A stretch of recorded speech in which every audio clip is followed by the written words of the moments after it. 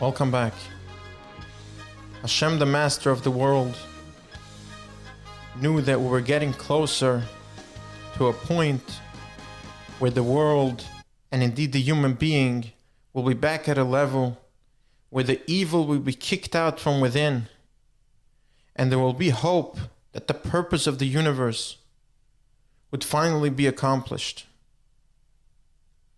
However, first, the entirety of Klal Yisrael had to be trained in to know what it means to be enslaved, to know what it means to serve completely, fully, mind and body.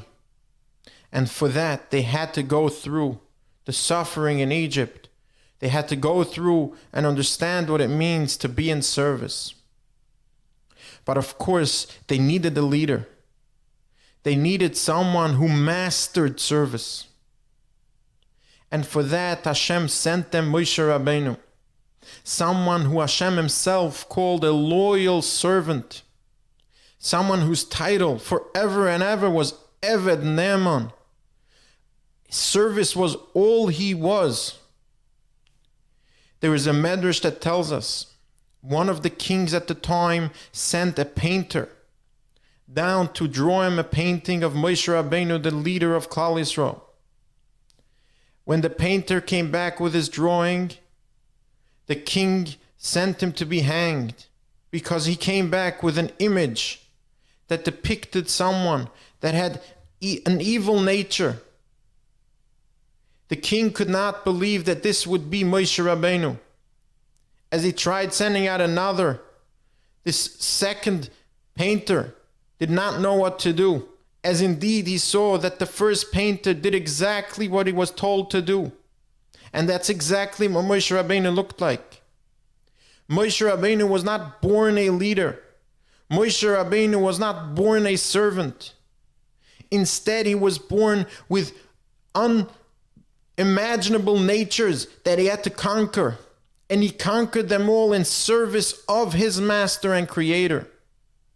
During his entire life, all he saw was trying to conquer his own inclinations to become the ultimate servant, to be able to void himself of any selfish or any other ideas that would be not in line with service.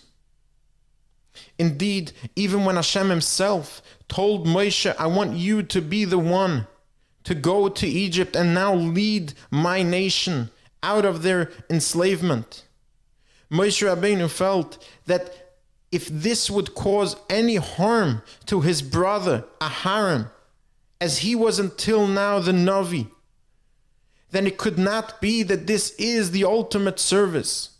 It must be that this is something that he wants himself, and therefore did not want to accept it for 7 days, until indeed Hashem said that he will not be the one speaking, Aharon will be the one speaking. And Aharon will be the one to be the Kohen. This meant that Moshe Rabbeinu waited to feel and to see that somewhat of the covet was taken away from him, and only then was he ready to go and do this service. As long as there was something in it for him himself, he was not willing to go and do this service, as it was not an ultimate service in service of his master. Moshe Rabbeinu was the epitome of being a servant that had no self-intention or had no selfish ideas. Not only that, we see that he went, and when he tried bringing his family to Egypt, he would not even try and say, I am doing this for Klal Yisrael and therefore I need something in return. When Klal Yisrael would come to him and complain, he would not take this as a personal insult as a leader of Klal Yisrael, because he indeed did not see himself as leader. The Torah tells us, Moshe Anov Mikol Adam, he saw himself as lower than any other person in Klal Yisrael. Yet at the same time, he knew exactly what his standing was, and that he was able, unlike any other human, to speak to Hashem, to expect that when he speaks to Hashem, Hashem would answer, something we don't find by anyone else. How could he at the same time feel and believe that he was lower than any other person in Klal Yisrael? Indeed, this was because all he saw himself as was not only as servant but as service. He did not even see himself as a person in between the master and the service. He did not see himself as somebody who had an opinion. He did not see himself as somebody who was an intermediary between Hashem and Klal Yisrael. Indeed, he saw himself as an extension. We know that indeed the Aseret HaDibros, the 10 Commandments, were given to us by Hashem on Mount Sinai, even though only the first 2 were spoken from Hashem's mouth. The fact that Moshe Rabbeinu repeated it does not change that we say Hashem gave it to us. Because indeed Moshe Rabbeinu was not someone who was standing in the middle, he was just an extension. He accomplished that feat of completely destroying the self, of completely destroying any idea that he is in between. As indeed we know that when he was chosen, it was for a specific reason. He was in the field with his sheep. One of his sheep ran away, and as it ran away, he realized that it was running towards a stream of water. As the sheep quenched its thirst, Moshe Rabbeinu picked up the sheep and carried her back, thinking to himself, how could I not have noticed? How could I not have noticed that this sheep is thirsty? And Hashem said, that's the one I need to take care of my children. Because indeed, he did not even see himself as somebody who is in charge of sheep. He saw himself as somebody who is in service. And if a sheep needed water, it was on him to provide the water. And if a sheep was now tired because it had to run to water, it was on him to carry the sheep back. That was Moshe Rabbeinu. Moshe Rabbeinu was someone who could now lead Klal Yisrael in service.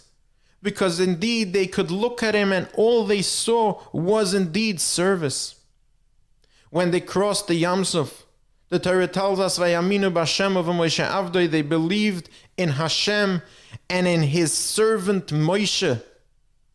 It was not and in their leader Moshe, it was in Hashem's servant Moshe. All they saw Moshe was all he was, a servant.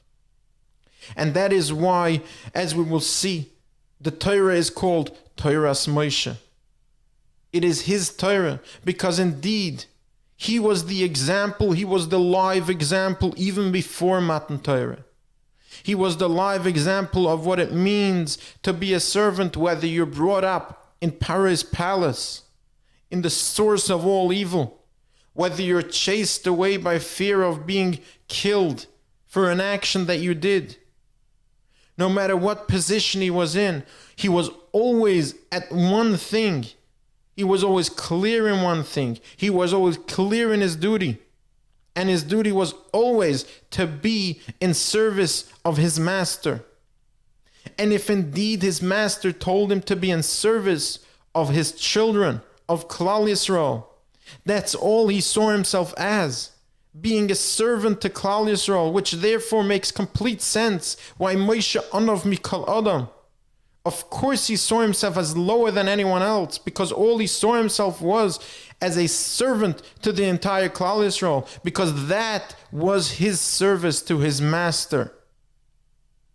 So much so that in the end, even without being able to enter Eretz Yisrael, without being able to accomplish the feat of being a human being that gave himself up to become the ultimate servant, without being able to round that up to the level of Yitzchak Avinu in Eretz Yisrael, where his body would become as lofty as Yitzchak Avinu's body was.